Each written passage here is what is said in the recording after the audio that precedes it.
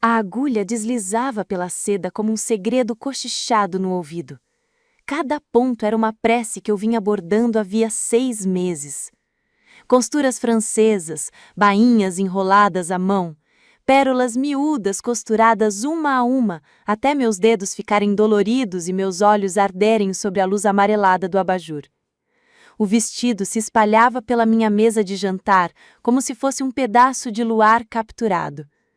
Um pingente de seda marfim que me custara 3 semanas de idas e vindas às lojas, mas que, pro dia do casamento da minha Juliana, varia cada segundo e cada centavo.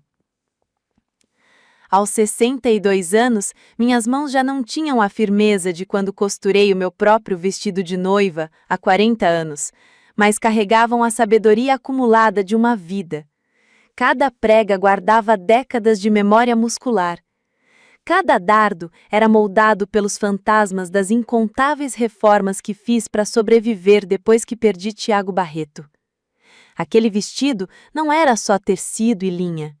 Era minha carta de amor para a única filha que criei sozinha, desde que o pai dela partiu por causa de um infarto, quando ela tinha apenas 12 anos. O sol da manhã pintava quadrados dourados no chão da cozinha enquanto eu embalava o vestido em papel de seda sem ácido, do jeitinho que minha mãe me ensinou para guardar o que é precioso. No espelho do corredor, vi refletido uma mulher afinada pela preocupação e moldada por anos tentando esticar cada real como quem estica um lençol que já não cobre a cama. Mas nos meus olhos havia a satisfação silenciosa de um trabalho bem feito.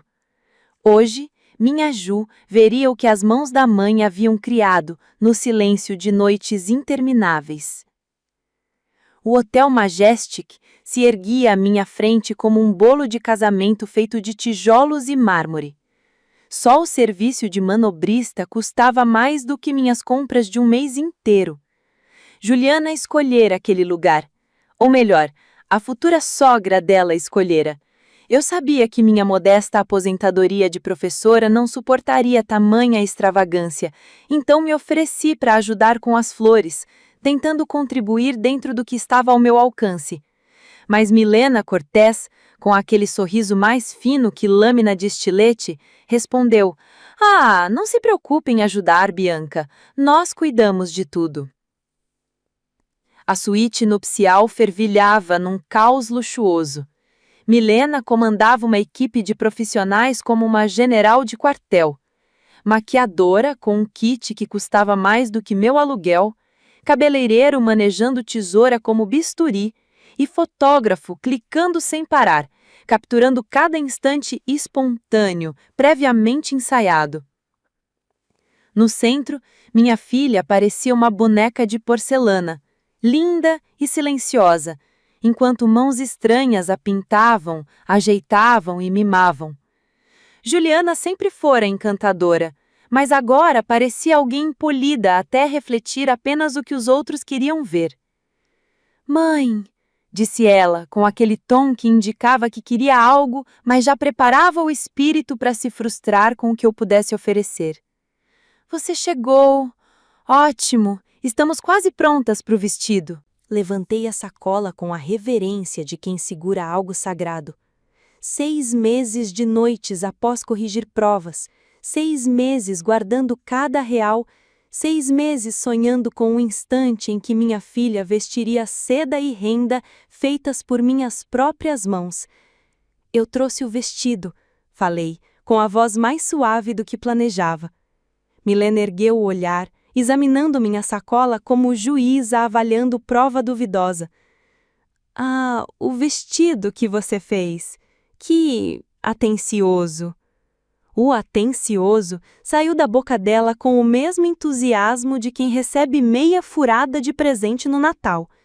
Abri o zíper sentindo os dedos tremerem, não de nervosismo, mas por causa da intensidade de amor depositada em cada ponto. A seda surgiu como água se moldando, e por um instante o quarto silenciou. Logo o encanto foi quebrado. "É muito artesanal", decretou Milena, aproximando-se como quem avalia a mercadoria com defeito. "O trabalho é rústico." Rústico. 6 meses de costuras francesas e pérolas bordadas à mão, resumidos a rústico. Senti uma portinha se fechando dentro do meu peito. Querida, prosseguiu Milena com voz adocicada demais, para ser sincera. Talvez devêssemos considerar aquela opção reserva, a Valéria Wakabayashi da boutique. Vai sair melhor nas fotos. O olhar de Juliana alternava entre o meu vestido e a sogra. Eu a vi pesar as opções como comerciante calculando lucro e perda, e presenciei o instante exato em que ela escolheu se afastar de mim. Mãe, acho que o outro vestido combina mais com o lugar.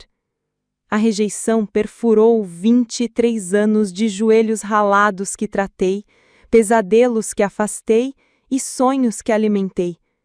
Dobrei o vestido de volta ao papel de seda com a precisão de quem já aprendeu a lidar com a decepção mantendo a dignidade.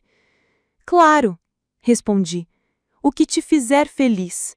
Saí para o corredor tanto para dar privacidade quanto para respirar. O carpete grosso abafava os sons, mas pela porta entreaberta ouvi Milena comentar: graças a Deus que você recobrou o juízo. Imagina as fotos, todo mundo ia se perguntar de onde veio aquele vestido. Juliana riu, aquele riso nervoso e vibrante que me atravessou como faca. Se perguntarem, direi que não combinava, parecia coisa de brechó. 6 meses. Todo meu amor e esperança reduzidos a brechó e riso contido. Pela fresta, vi minha filha vestindo a Valéria Wakabayashi, enquanto Milena fechava o zíper com a satisfação de quem evita desastre social. O fotógrafo registrava a transformação de filha em nora. O meu vestido, esquecido numa cadeira, parecia papel de presente descartado. Voltei e peguei-o nos braços. Vou levar isso para casa, disse com firmeza. Ah, mãe, desculpa! Talvez possa usar no jantar de ensaio. Não será necessário. Beijei sua testa, inalando o cheiro caro de spray e perfume emprestado, tão distante do cheiro da menina que se encolhia na minha cama nas tempestades. Tenha um casamento lindo, minha querida. Enquanto me afastava, ouvi Milena comentar: isso foi mais fácil do que imaginei, às vezes as pessoas só precisam aceitar a realidade. As portas do elevador se fecharam sobre minha vida antiga. Nos meus braços, embrulhado em papel de seda e orgulho ferido, estava o começo de algo completamente diferente. Lá fora, o ar de primavera carregava um perfume de novas possibilidades, misturado ao cheiro nada poético de escapamento e aos sonhos alheios que andavam soltos pelas ruas. Coloquei o vestido com todo cuidado no banco de trás do carro, ajeitando-o como quem acomoda um vaso chinês do século XIX para uma viagem rumo a um destino ainda incerto. O trajeto até minha casa passou pelo bairro onde criei Juliana sozinha, pela escola onde lecionei por 37 anos e por cada ponto conhecido de uma vida inteira dedicada aos outros. Mas naquele dia, tudo parecia diferente. Menor. Era como se eu tivesse olhado para aqueles lugares por uma lente embaçada durante décadas. Minha casa me recebeu com seus riachos e sombras já íntimos, as mesmas paredes amarelas da cozinha que pintei quando Ju começou o ensino médio.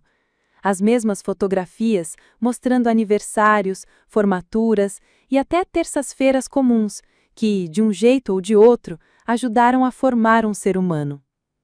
Abri o vestido sobre a mesa de jantar mais uma vez, alisando a seda com mãos delicadas. A luz da tarde fazia as pérolas costuradas em espirais no corpete cintilarem. Cada uma delas fora colocada com a precisão de quem sabe que os detalhes importam, especialmente quando ninguém está reparando. As costuras francesas estavam planas e perfeitas, invisíveis por fora, mas fortes o suficiente para atravessar gerações. Aquilo não era trabalho de brechó, era arte nascida do amor e lapidada pela necessidade. Preparei uma xícara de chá bem forte, o tipo que poderia acordar até um gato preguiçoso no domingo, e fiquei observando o vestido enquanto o vapor subia como incenso. Em algum ponto da cidade, Juliana provavelmente caminhava com a elegância emprestada que o momento exigia. Mas ali, na minha casa silenciosa, cercada pelas ferramentas do meu ofício, senti algo que não sentia havia anos: a faísca da minha própria ambição. O telefone tocou uma vez. Aposto que era ela, ligando da suíte nupcial com voz carregada de champanhe e culpa, pronta para se explicar e ajeitar tudo de novo. Deixei tocar. 3 dias se passaram em um silêncio abençoado. Nenhuma ligação da lua de mel, nenhuma flor com cartão de desculpas, nenhum vizinho curioso batendo a porta com boatos fresquinhos do dia do casamento. Só eu, o vestido e a certeza de que algo havia mudado na arquitetura da minha vida. Passei a olhar o vestido com outros olhos, não mais como um amor rejeitado, mas como prova de uma habilidade que eu quase tinha esquecido possuir. Só a bainha enrolada à mão tinha levado 40 horas de trabalho, que custariam R$ 800 em qualquer loja de noivas decente. O corpete, com costuras princesa e curvas francesas, era alfaiataria de nível superior. Ouvi na minha memória a voz da minha mãe. Bianca, você tem mãos de artista. Não desperdice isso nos sonhos dos outros. Na quinta-feira de manhã, eu fotografava o vestido de todos os ângulos, quase como uma perita analisando cena de crime, quando a campainha tocou. Pelo olho mágico vi uma jovem de cachos escuros escapando de um coque meio desarrumado, segurando o que parecia ser uma travessa, e com uma expressão que dizia, não vou embora fácil. Senhora Barreto? Perguntou ela, com um leve sotaque difícil de identificar. Sou Graziela Rios, moro no apartamento acima da padaria na rua das Cibipirunas. Ouvi dizer que a senhora poderia estar precisando de companhia. O nome acendeu uma lembrança. Ju havia falado dela anos atrás, uma moça que trabalhava na cafeteria que Juliana frequentava durante o mestrado. Eram amigas, ou pelo menos eram até que o círculo social da minha filha se reduziu a pessoas que ajudassem na carreira do marido. Abri a porta e encontrei uma mulher de uns 28 anos, dedos manchados de tinta e um sorriso genuíno, raridade nos meus dias. Ela me estendeu a travessa como se fosse uma oferenda. Moqueca de frango cremosa, receita da minha avó. Imaginei que a senhora não estivesse cozinhando muito esta semana. Em poucos minutos, ela já estava me contando, indignada, que 3 noites atrás, no hotel em Trancoso, Juliana havia confessado o que dissera sobre o vestido. Eu quase sorri da cena mental. Graziela atravessando o país para me defender. Entre! Eu estava passando um café. Assim que entrou, parou de repente, olhando fixamente para o vestido aberto na sala de jantar. Meu Deus! É esse o vestido? Disse, aproximando-se como quem se aproxima de um santuário.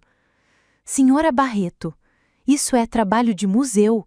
Só o bordado com miçangas. Quanto tempo levou? 6 meses. Ela se virou para mim com expressão de pura fúria. 6 meses da sua vida? E ela disse que era coisa de brechó, na frente daquela sogra que parece saída de filme de terror.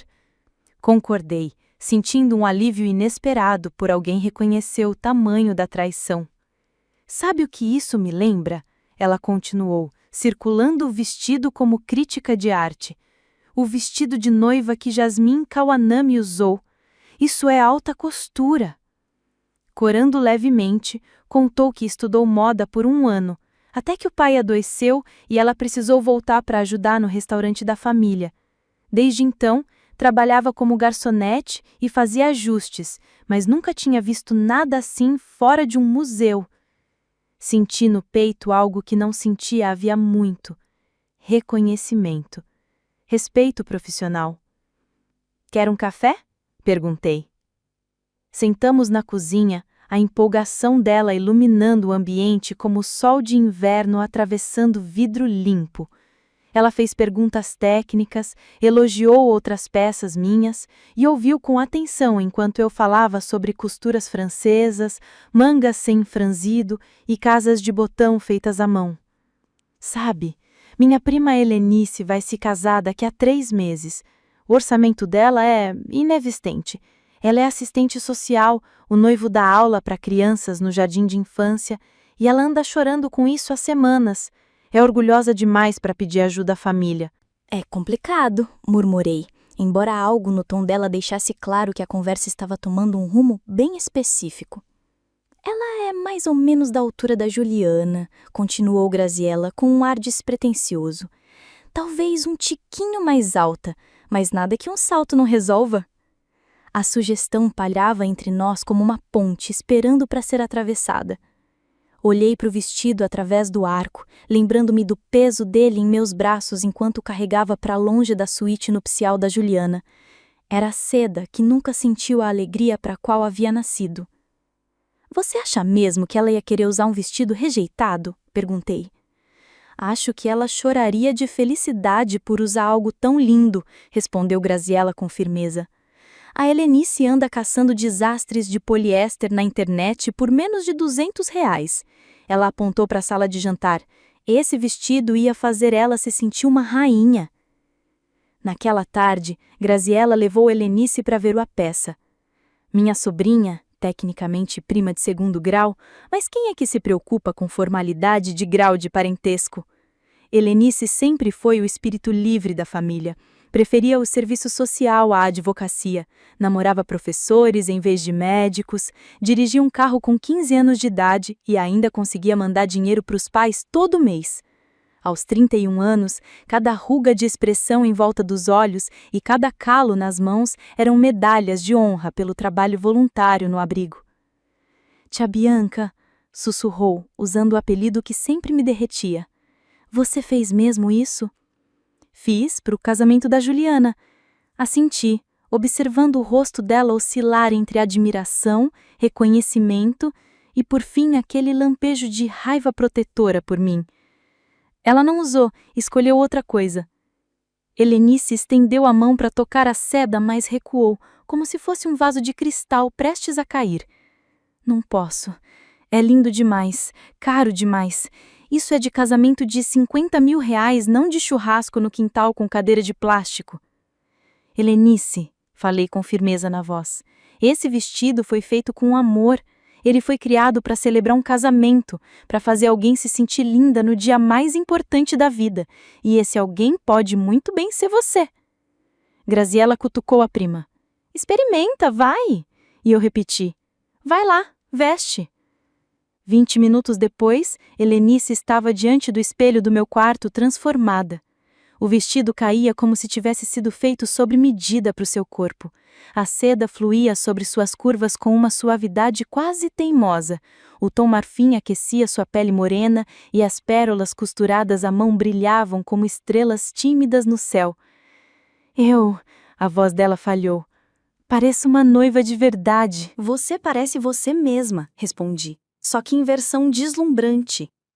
Graziella já estava com o celular na mão. Fica parada, preciso registrar esse milagre. A foto capturou algo quase mágico. O sorriso aberto de Helenice, o caimento perfeito da seda e a confiança recém-descoberta estampada na postura dela. Naquele instante, ela parecia exatamente o que era. Uma mulher apaixonada, usando um vestido criado por alguém que acreditava que o amor deveria ser celebrado e não jogado no fundo do armário. Não sei como te agradecer, disse ela com as lágrimas ameaçando o rímel. Use com alegria, falei. Para mim, já era o suficiente. Mas Graziella tinha outras ideias. Na verdade, disse com aquele tom de quem está prestes a propor algo genial ou totalmente desastroso. Acho que devíamos postar essa foto. A Helenice está maravilhosa e as pessoas precisam conhecer o que você faz. Graziella, comecei, mas ela já estava digitando. Só no meu Instagram. Tem uns 300 seguidores, a maioria colegas de restaurante e estudantes de arte. Qual é o problema? Ela postrou com uma legenda que fez meu peito se encher de orgulho. Quando a sua prima precisa de um vestido de noiva, mas não pode pagar por alta costura, e a mãe da sua amiga é, por acaso, uma costureira mestre secreta. Este vestido foi feito à mão, ao longo de 6 meses por Bianca Barreto, professora aposentada que claramente perdeu sua verdadeira vocação. Helenice está radiante, e este vestido é a prova de que a verdadeira arte vive nos lugares mais improváveis. Alta costura feita à mão, artista de verdade, vestido de noiva, mulheres talentosas. A reação foi imediata. Em poucas horas, o celular da Graziella vibrava sem parar. Comentários, compartilhamentos, mensagens. As pessoas queriam saber como encomendar. Noivas com casamentos marcados para meses depois já perguntavam preços. Costureiras locais mandavam mensagens cheias de respeito profissional. Ao cair da noite, a foto já tinha sido compartilhada 47 vezes. Na manhã seguinte, o número de visualizações passava de 2.000, e Graziella respondia mensagens de lugares tão distantes quanto Campinas e Florianópolis. Senhora Barreto, disse ela surgindo na minha porta com café, croissants e um brilho nos olhos. Acho que precisamos conversar sobre abrir um negócio. Sentei-me à mesa da cozinha lendo elogios e perguntas como se alguém tivesse acendido luzes incômodos da minha vida que eu nem lembrava que existiam. Durante décadas costurei por necessidade, concertos, bainhas, fantasias de Halloween com salário de professora. Mas aquilo parecia outra coisa. Parecia uma oportunidade. Eu não entendo nada de administrar empresa, comentei. Mas entende tudo de fazer vestidos que fazem mulheres se sentirem deusas, retrucou ela. O resto a gente aprende. Pela janela, vi Dona Palmira Penteado passeando com o cachorro. Mesmo horário, mesmo ritmo, mesmo roteiro que ela repetia há 15 anos. 3 dias antes, eu também seguia a minha rotina previsível. Professora aposentada, mãe deixada de lado, mulher cujos melhores anos supostamente já tinham passado. Agora a foto de Helenice sorria na tela do celular da Graziella, enquanto estranhos me pediam para pagar por habilidades que eu quase deixei morrer no silêncio. O que exatamente você está sugerindo? Perguntei. O sorriso dela poderia iluminar o quarteirão inteiro. Estou sugerindo que a gente lembre ao mundo que artistas de verdade nem sempre estão em galerias. Às vezes eles estão na cozinha, criando mágica ponto a ponto. Lá fora, a Dona Palmira completou seu passeio. Mas dentro de mim, cercada por linhas, sonhos e pelo entusiasmo de uma jovem, sentiu algo que não experimentava havia décadas: liberdade. O casamento da Helenice seria em 3 semanas quando recebi o telefonema que mudou tudo. Eu estava no quarto de hóspedes reformado, agora oficialmente meu ateliê de costura, com direito à placa pintada à mão feita pela Graziella, rabiscando modificações para o vestido da mãe de uma noiva, quando o telefone tocou. O identificador mostrava um número desconhecido, mas com DDD local. Senhora Barreto, aqui é Berenice Rezende, da TV REC Paulistana. Vi a foto do vestido de noiva que a senhora fez e gostaria de fazer uma reportagem sobre artesãos locais. A senhora teria interesse? Minha mão tremia ao largar o lápis. Desculpe, o quê? A foto foi compartilhada mais de 15.000 vezes na última semana. As pessoas estão chamando a senhora de artista da alta costura escondida do subúrbio de Campinas. Adoraríamos contar sua história. 15.000 vezes? O número parecia coisa de outro planeta. Pensei nas risadas nervosas na suíte de hotel e senti uma satisfação tão afiada que poderia cortar seda. Preciso pensar a respeito. Mas, senhora Barreto, eu vi o vestido pessoalmente ontem. Elisa Rios é minha cabeleireira e foi quem me mostrou o vestido. É uma peça digna de museu, dessas que mereciam fila para ser admirada. Depois de desligar o telefone, fiquei sentada no silêncio da minha casa, que agora parecia ter passado por uma transformação. Em 3 semanas, eu já tinha aceitado 7 encomendas. Graziella Rios me ajudou a montar um site básico, calcular preços que refletissem tanto minha habilidade quanto minha necessidade de continuar pagando arroz com feijão, e a me aventurar nesse universo meio maluco das redes sociais, onde completos desconhecidos elogiavam minhas costuras francesas e imploravam para agendar um horário comigo. O telefone tocou novamente, quase de imediato. Era minha filha. A voz da Juliana me atingiu como um balde de água gelada.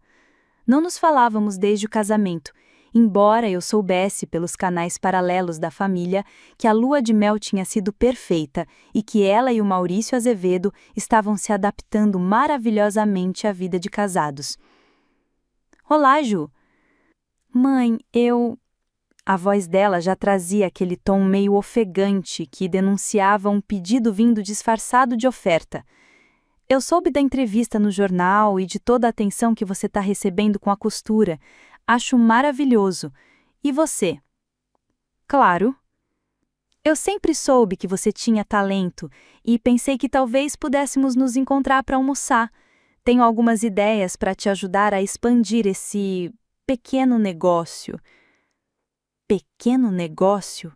A frase cortou como papel, simples, mas ardida. Ando bem ocupada ultimamente, Ju. Ah, eu sei. Por isso pensei que poderíamos conversar sobre estratégias para otimizar seu processo, usar materiais mais em conta. O Maurício tem dicas ótimas sobre como escalar negócios artesanais. Ele lida com empreendedores criativos o tempo todo no trabalho de consultoria. Fechei os olhos. Visualizei perfeitamente a cena. Juliana já tinha discutido isso com o marido e a sogra, concluindo que meu hobby de costura poderia ser útil, mas apenas se fosse moldado aos padrões deles. Que tipo de material você tinha em mente? Nada muito caro, talvez misturas sintéticas no lugar da seda, e dá para comprar no atacado, em vez de costurar tudo à mão. O Maurício diz que a chave da lucratividade é reduzir processos que exijam muita mão de obra. Misturas sintéticas. Respirei fundo. Não fale assim, mãe. Estou tentando ajudar. O vestido que você fez para a Helenice ficou lindo. Mas sejamos sinceras, você não pode passar 6 meses em cada peça se quiser ganhar dinheiro de verdade. Dinheiro de verdade? E o que eu ganhava até então era o quê? Moeda do banco imobiliário? Ju, você viu a reportagem da TV Record paulistana? Perguntei. Sim, foi por isso que liguei. Acho ótimo, mas você precisa cuidar da sua imagem. Talvez eu possa te ajudar a se preparar para a entrevista. Assim você diz as coisas certas. As coisas certas. Como se eu precisasse de tradução simultânea para falar do meu próprio trabalho. Eu te ligo depois. Encerrei, desligando antes que ela pudesse responder. 1 hora depois, Graziella apareceu com muqueca de frango cremosa para a viagem e aquele olhar de quem tinha passado o dia atendendo telefonemas. Sua filha me ligou, anunciou, largando potes de fita adesiva na minha mesa. Quis saber se eu estava incentivando você nessa aventura e se eu entendia as realidades financeiras do trabalho sob medida. E o que você respondeu? Disse que em 3 semanas você já ganhou mais por hora do que eu ganho como garçonete e que a sua realidade financeira inclui uma lista de espera de clientes dispostos a pagar um valor alto por algo que não encontram em nenhum outro lugar. Os olhos dela brilharam. E talvez eu tenha comentado que menosprezar um trabalho de qualidade de museu como se fosse um simples passatempo de costura é um equívoco tanto artístico quanto empresarial. Sorri pela primeira vez no dia. E como ela reagiu? Como esperado. Sugeriu que eu estava exagerando e disse que seria lamentável se eu incentivasse você a tomar decisões de carreira irrealistas para a sua idade. Para minha idade, 62 anos e, segundo ela, já no prazo de validade para ter sonhos. Graziella, falei de repente, você se lembra do que queria fazer quando estudava moda, antes do seu pai adoecer? O rosto dela amoleceu, a defesa habitual dando lugar à vulnerabilidade. Eu queria criar roupas para mulheres de verdade. Não modelos tamanho 34, nem celebridades, mas mulheres com curvas, histórias e vidas fora dos padrões. Ela riu, mas com um som oco. Ingênuo, né? Os professores insistiam em peças viáveis comercialmente, produzidas em massa para atingir o maior número possível de pessoas. E se não fosse ingênuo? Perguntei. Fui até a janela e vi o jardim previsível do vizinho, com as mesmas flores nos mesmos canteiros, ano após ano, seguro, mas entediante. E se a gente não aceitasse apenas vestidos de noiva? E se abríssemos um negócio de verdade? Roupas sob medida para mulheres que a indústria da moda insiste em ignorar. O garfo dela parou no ar. Bianca, você está sugerindo o que acho que está sugerindo?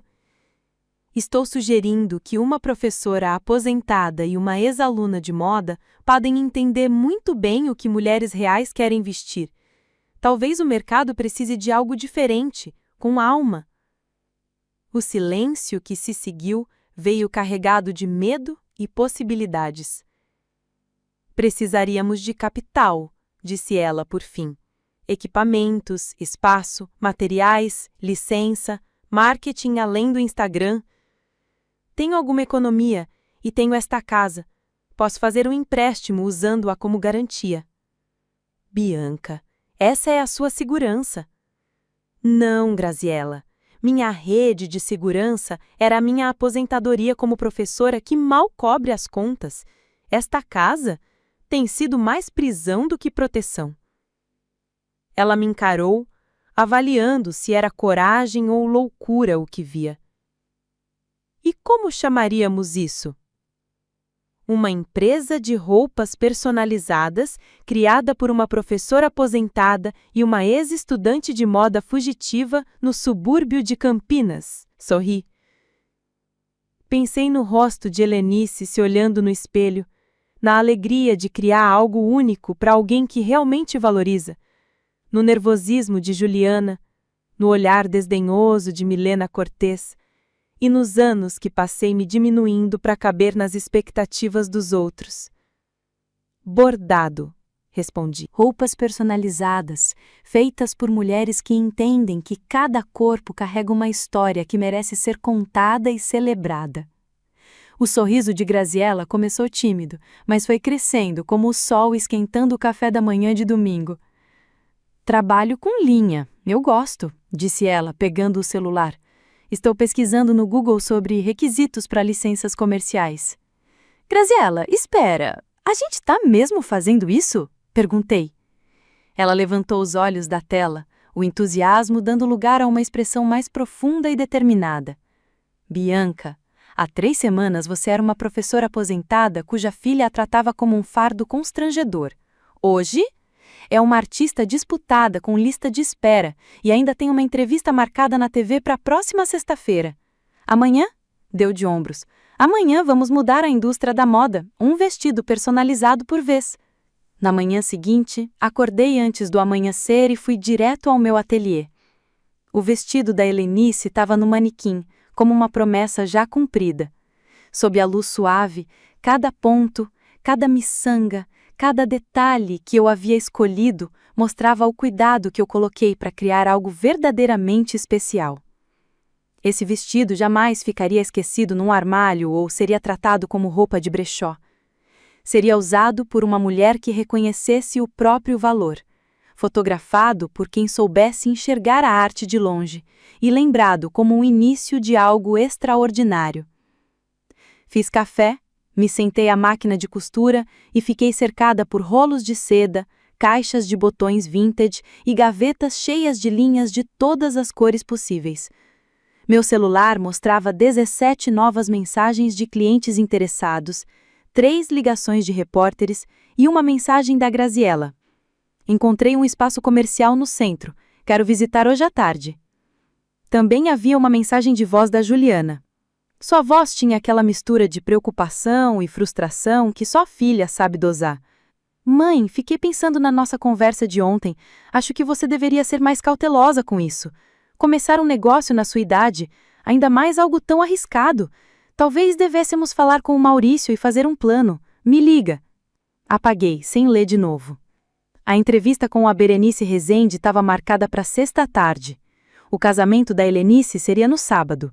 E entre esses 2 dias, eu teria que decidir se era Bianca Barreto, a professora aposentada com um hobby, ou Bianca Barreto, a artista. A artista que levou 62 anos para descobrir do que era capaz. enquanto passava a seda marfim na máquina para fazer o vestido de uma noiva que me procurou justamente por ter visto as fotos da Helenice, percebi que a decisão já estava tomada. Juliana podia ficar com sua segurança e senso prático. Eu estava escolhendo a revolução, um ponto de cada vez. A entrevista na TV REC paulistana foi ao ar numa terça de outubro, exatamente 6 meses depois do casamento da Juliana.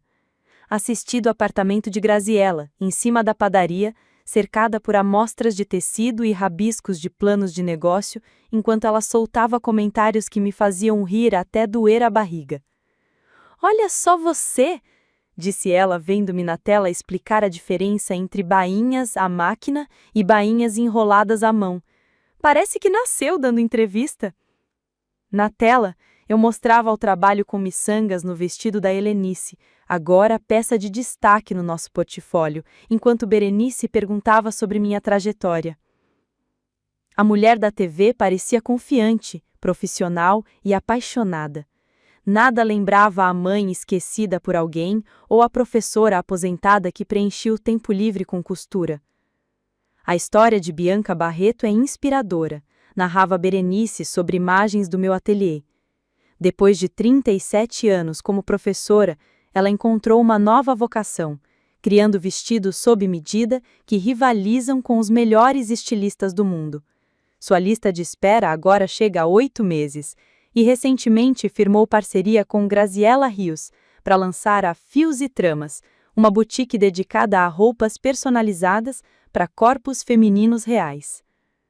A expressão corpos femininos reais tinha sido ideia da Graziella, e ouvi-la na TV abriu um orgulho quente no meu peito. O segmento terminou com o casamento da Helenice.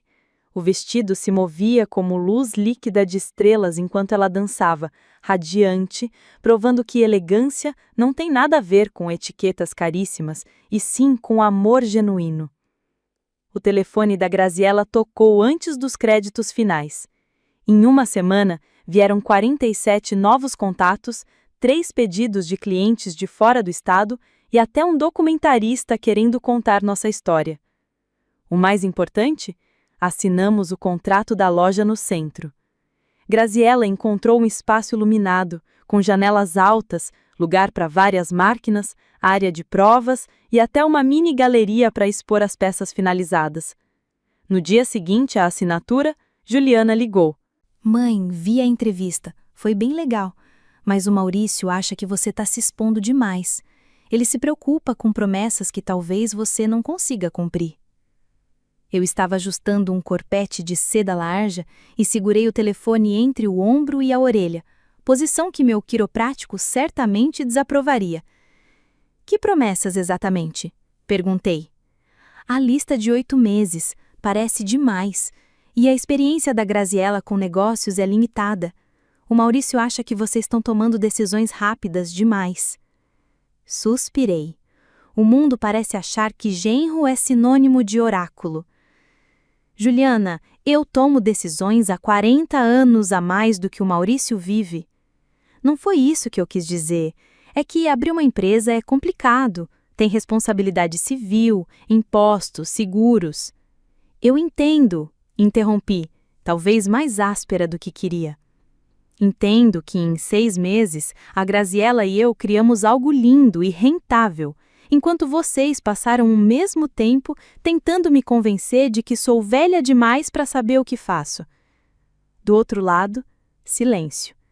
Quando voltou a falar, ela usou um tom mais baixo. Mãe, estou tentando cuidar de você. Ao sugerir tecidos sintéticos e acabamentos em massa, ao pedir que eu simplifique meu processo, tirando o que o torna único. Isso não é cuidar de mim, Juliana. Isso é me encolher para caber no molde seguro que vocês querem. Larguei os alfinetes e me concentrei totalmente na conversa. Quando foi a última vez que você perguntou sobre o meu trabalho, sem sugerir como deixá-lo menor, mais barato ou mais comum? Quando foi a última vez que disse que tem orgulho de mim sem acrescentar um mas ou um aviso? O silêncio voltou, e dessa vez, ficou. Este momento durou tempo suficiente para que eu cortasse 3 moldes e começasse a organizá-los na mesa de corte. Foi quando o pessoal do documentário me ligou. Oi? Disse, finalmente. Que pessoal do documentário? A cineasta que entrou em contato com você, Mariana Silva. Ela queria entrevistar alguns familiares sobre a sua transformação. Eu disse a ela que não estava interessada. Claro que tá! A ideia de ter câmeras flagrando sua rejeição ao vestido, de o mundo ver como você tratou o presente da mãe, deve ter sido assustadora, disse a cineasta. A escolha é sua, respondi calmamente. Mãe, por favor, podemos nos encontrar para um café? Acho que precisamos conversar pessoalmente. Olhei ao redor do meu estúdio, para os vestidos semi-acabados pendurados como promessas em seus moldes, para o quadro de inspirações coberto de esboços e amostras de tecido, para os cartões de visita que a Graziella havia criado com o nosso logotipo e o slogan, onde cada peça conta uma história que vale a pena homenagear. Estou muito ocupada ultimamente, talvez depois das festas de fim de ano. O Natal seria em 8 semanas. A sugestão pairou entre nós como uma porta que se fecha lenta, mas decisivamente. Mãe, preciso ir, tenho uma prova de roupa às 14 horas. Desliguei, mergulhando no silêncio da minha vida transformada, sentindo o peso da escolha que acabara de fazer. Durante meses vinha mudando, crescendo, me tornando alguém nova, mas aquilo parecia diferente. Parecia um momento em que deixei de ser a mãe da Juliana e me tornei Bianca Barreto, artista e empresária, que por acaso tinha uma filha. A prova era para a senhora Almeida, uma viúva de 70 anos que buscava um vestido para o casamento do neto. Ela havia tentado comprar em lojas de departamento durante meses, sem sucesso. Tudo era muito jovem, muito apertado, ou simplesmente sem graça para um corpo que viveu 7 décadas e carregava cada marca com orgulho. Não quero parecer um carneiro vestido de cordeiro, disse ela durante nossa consulta, mas também não quero parecer que estou indo a um funeral. O vestido que desenhei para ela era de crepe elegante em verde floresta profundo, com mangas 3/4 e um corte em aço sutil que delineava sua silhueta com graça.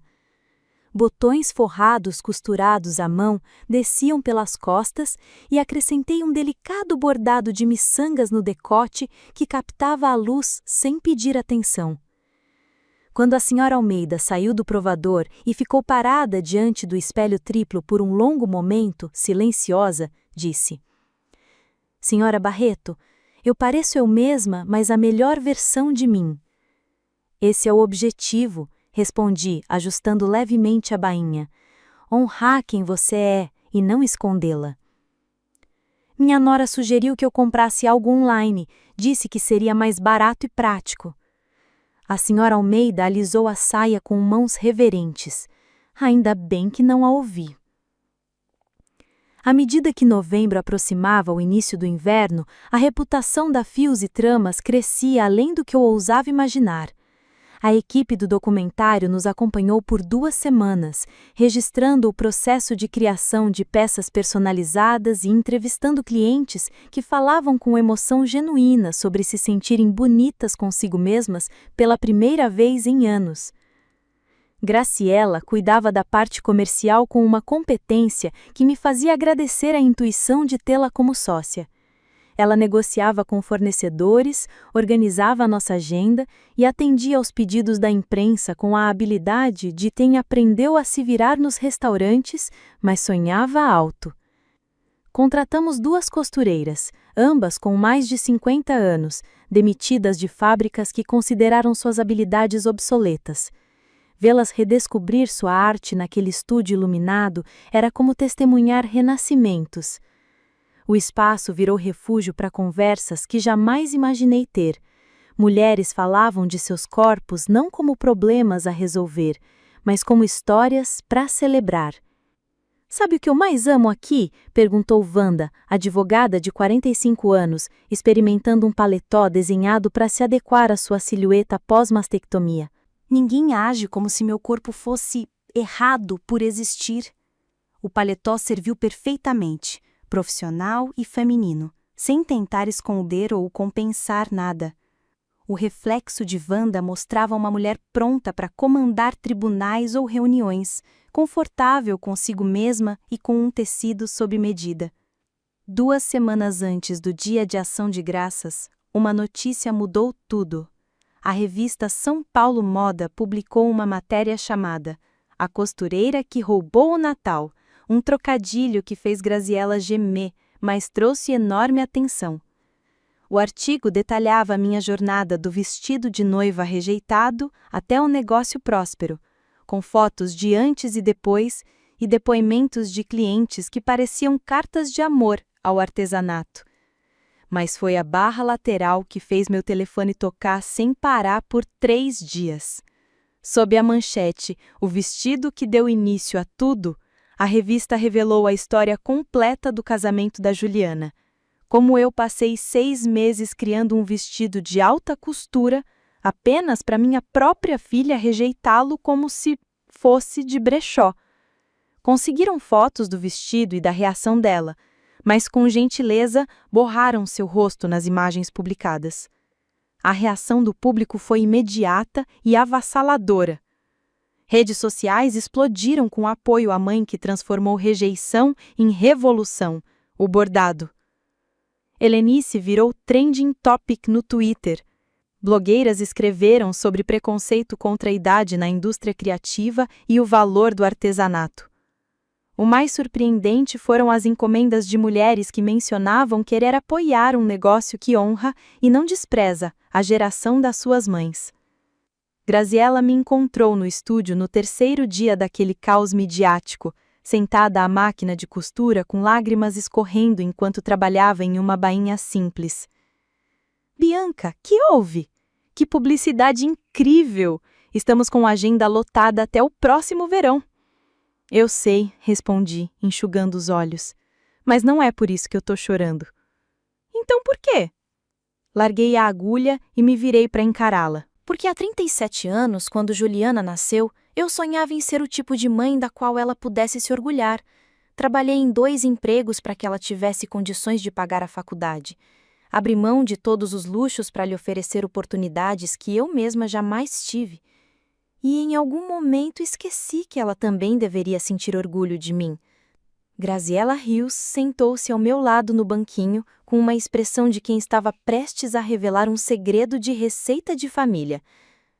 "Sabe o que eu acho?" disse ela finalmente. "Acho que você criou a Juliana para ter orgulho de você. Mas em algum momento, ela esqueceu que orgulho não é ter uma mãe conveniente ou padrãozinho.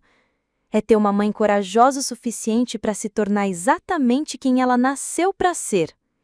Do lado de fora das janelas do nosso ateliê, a chuva de inverno de Campinas pintava desenhos abstratos no vidro, como se a própria cidade estivesse treinando para virar artista plástica. Lá dentro, cercada pelas ferramentas do meu ofício e pela prova viva de sonhos realizados, percebi que a opinião de Juliana, que já foi o sol em torno do qual meu mundo orbitava, agora era apenas mais uma voz entre muitas, e, pela primeira vez em décadas, não era a mais alta da sala. Juliana finalmente apareceu para ver o que eu havia construído. Eu a avistei pelas grandes vitrines bordadas, parada na calçada do outro lado da rua, como turista olhando para um ponto turístico que não entende bem. Ela usava o casaco preto de lã que eu lhe dera de presente de Natal 3 anos antes, feito sobre medida, caro, elegante, o tipo de escolha segura que cabe em qualquer lugar sem dizer nada sobre quem o veste.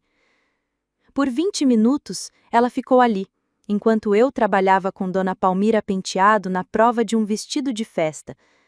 Nós duas fingimos não notar aquela figura de preto congelando lá fora. Até que Dona Palmira, minha antiga vizinha e cliente das mais animadas, quebrou o silêncio. "Não é sua filha ali? Parece que vai virar picolé." "É, parece", respondi, ajustando a bainha do vestido de veludo bordô. "Por amor de Deus, Bianca, deixa a moça entrar antes que ela se transforme numa escultura de gelo." Mas eu não me movi. Ficamos nos nossos territórios, separadas pelo asfalto e por 8 meses de decisões que não tinham mais volta. Quando Dona Palmira saiu, embalada em seu casaco e carregando a sacola de roupas com um sorriso orgulhoso, Juliana finalmente se aproximou. Entrou empurrando a porta como quem pisa em terreno inimigo. Seus olhos percorreram o espaço, o piso de madeira brilhando depois da reforma que Graziella e eu fizemos, os provadores com cortinas elegantes, A parede da galeria com fotos de nossos trabalhos.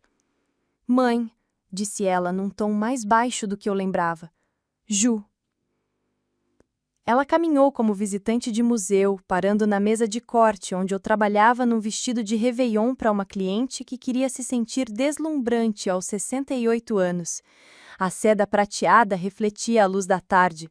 Vi quando ela reconheceu a qualidade da peça, o trabalho minucioso com as miçangas, as horas de dedicação que cada costura exigira. É lindo, disse ela. Obrigada. O artigo da revista parou, respirou fundo. Eu não sabia que iam escrever sobre o vestido de noiva, sobre o que eu disse. Continuei prendendo o corpete e respondi. O que achou que aconteceria quando jogou fora 6 meses do meu trabalho como se fosse peça de brechó? Achou que isso ficaria escondido para sempre? Eu estava nervosa, Milena sendo Milena, não estava pensando direito. Pensou o suficiente para rir, retruquei.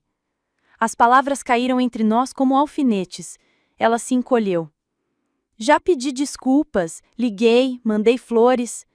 Flores para quem? Para você mesma se sentir menos culpada? Você nunca me perguntou como eu me senti, nunca reconheceu o que aquele vestido significava. Juliana foi até a janela, a imagem fantasmagórica refletida no vidro. Eu sei que você tá com raiva de mim. Não. Fiquei com raiva por 1 semana. Depois percebi que raiva era só mais uma forma de fazer as suas opiniões parecerem mais importantes que a minha vida. O que isso quer dizer? Quer dizer que parei de me importar se você aprovava minhas escolhas e passei a me importar se eu as aprovava. O silêncio que se seguiu tinha o peso de 8 meses de mudança. Lá fora, Campinas estava toda em tons de cinza e prata.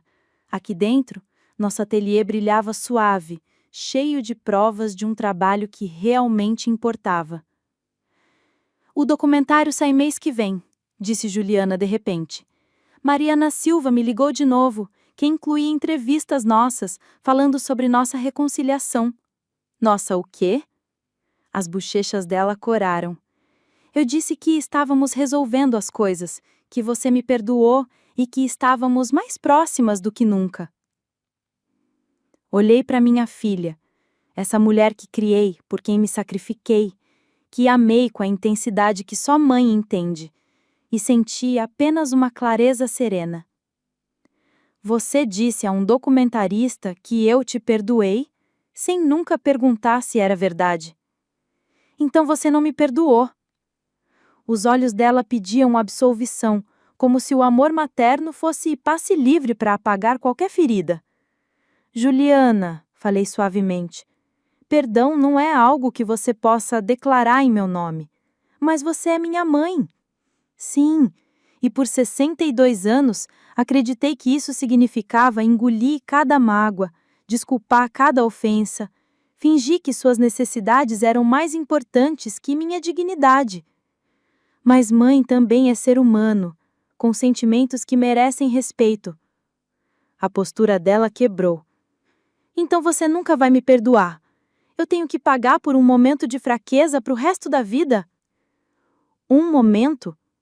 Caminhei até a parede da galeria, onde fotos mostravam a evolução dos bordados, do vestido de noiva de Helenice Rios até A elegância verde floresta da senhora Almeida para dezenas de mulheres que encontraram confiança em roupas feitas sob medida.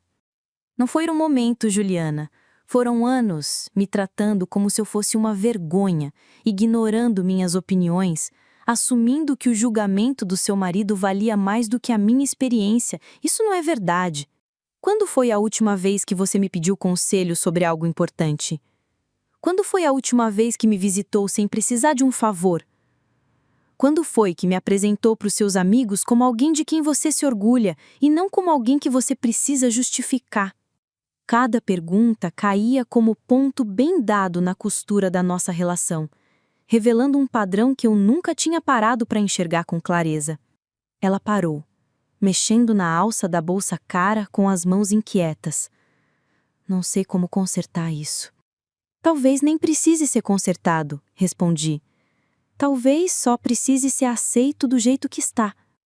Foi quando Graziela voltou do almoço, carregando amostras de tecido e com o rosto iluminado pelo frio e pela empolgação. Ao ver Juliana, seu rosto mudou para uma neutralidade cautelosa. Juliana, disse com aquela educação profissional.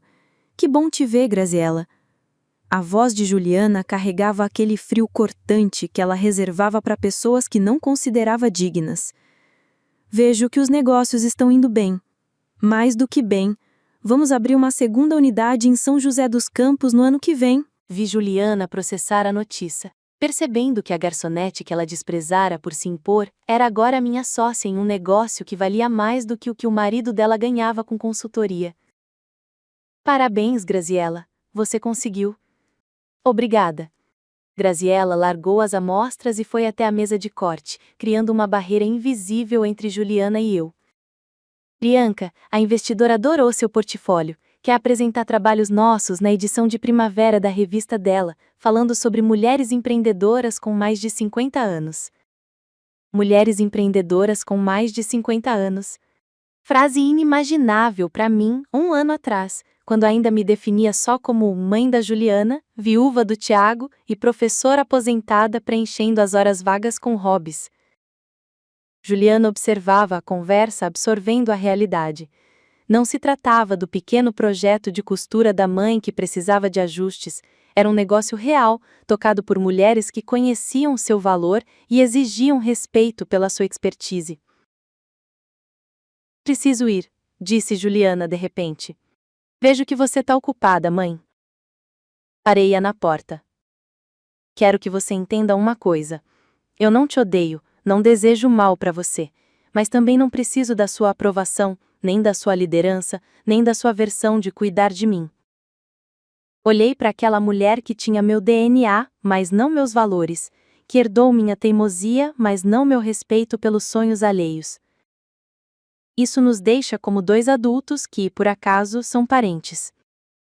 Se você quiser mais do que isso, vai precisar merecer, não com desculpas, flores ou dizendo aos documentaristas que nos reconciliamos, mas com ações que provem que você realmente respeita a mulher que eu me tornei. O rosto de Juliana oscilava entre mágoa, raiva, reconhecimento, talvez até o começo da compreensão. E se eu não conseguir? Então você também não consegue. Mas não vou fingir o contrário só para deixar qualquer uma de nós mais confortável. Ela assentiu devagar, as lágrimas fazendo o rímel escorrer igualzinho ao que aconteceu com Helenice quando se viu no meu vestido de noiva pela primeira vez, mas por motivos bem diferentes. Adeus, mãe. Adeus, Juliana. A porta se fechou com um leve toque e eu a observei pela janela enquanto ela voltava para o carro. Ela não olhou para o ateliê, não parou para admirar a placa elegante que Graziela encomendou, nem a vitrine com nossas criações mais recentes. Você tá bem? Perguntou Graziela baixinho. Estou perfeita, respondi, e disse isso com toda a seriedade do mundo. Naquela noite, sentei-me no estúdio acima da loja. Transformamos o espaço quando o contrato da minha casa no subúrbio acabou, decidindo que morar no mesmo lugar do trabalho era melhor do que manter aquela pretensão boba de separar arte e vida. As paredes estavam cobertas de esboços e fotos, os rolos de tecido organizados por cor e peso e uma única imagem emoldurada, Helenice no meu vestido de noiva, radiante de felicidade. Meu celular vibrou com uma mensagem de Mariana Silva. O documentário estreia no dia 14 de fevereiro na Netflix. A Costureira, uma história de transformação tardia. Parabéns, Bianca. Você criou algo lindo. Lá fora, As noites de inverno em Campinas brilhavam com as luzes das janelas de casas vizinhas. Sonhos sendo vividos em pequenos atos de coragem, um dia de cada vez. Em algum lugar do outro lado da cidade, Juliana provavelmente estava contando para Maurício sobre nossa conversa, buscando apoio para suas feridas e estratégias para reconquistar a aprovação da mãe. Mas eu não era mais mãe, pelo menos não do jeito que fui. Eu era Bianca Barreto, artista e empreendedora. Uma mulher que aprendeu que amor sem respeito é só outra palavra para servidão. De manhã, comecei a trabalhar num vestido de noiva para uma cliente que me escolheu por ter ouvido a história daquele vestido que desencadeou uma revolução. Ela queria algo que honrasse tradição e transformação, que a fizesse se sentir linda e dissesse ao mundo que ela não era compromisso para ninguém. Eu sabia exatamente o que criar para ela. Afinal, estava costurando esse padrão a vida toda. A trajetória de Bianca Barreto nos mostra que nunca é tarde para recomeçar e que a verdadeira beleza está na coragem de ser autêntica. Em um mundo que insiste em padrões rígidos, sua escolha de honrar o corpo real e a individualidade feminina é um ato de revolução. Mais do que tecidos e costuras, ela constrói pontes entre passado e futuro, entre laços familiares e sonhos pessoais. A relação conflituosa com a filha Juliana nos lembra que o amor também precisa de espaço para crescer com respeito e verdade, e que a aceitação é um processo, não uma simples palavra. A história nos inspira a olhar para dentro e valorizar nossa própria jornada, entendendo que o que vestimos não é apenas o externo, mas também as histórias que escolhemos contar e viver. Uma das maiores lições dessa história é que o respeito próprio é a base para qualquer transformação verdadeira. Bianca mostra que reconhecer seu valor e honrar suas escolhas, mesmo diante de críticas e dúvidas, é fundamental para construir algo que faça sentido e tenha impacto duradouro. Além disso, a trama revela a importância de equilibrar sonhos pessoais com os laços familiares, encarando conflitos com honestidade e empatia, sem abrir mão da própria identidade. A coragem para mudar, especialmente depois de uma vida inteira dedicada a outros papéis, é um convite para que todos nós repensemos o que significa sucesso e felicidade. E, por fim, aprendemos que o processo de criação vai muito além do produto final. Ele é sobre se reinventar e fazer as pazes consigo mesmo. Agora me diz, qual você acha que foi o maior desafio de Bianca? Enfrentar a indústria da moda ou lidar com as tensões familiares? Você acredita que o sucesso profissional pode, de fato, curar feridas pessoais? Por quê? Escreve aqui nos comentários, eu quero muito saber. E não esquece, deixa também o seu comentário com uma classificação de 1 a 10 para mostrar o quanto você gostou, porque assim eu consigo trazer mais vídeos que sejam interessantes para você. Se gostou, já sabe. Curta o vídeo, inscreva-se no canal e compartilhe suas ideias. Vamos juntos nessa jornada de transformação.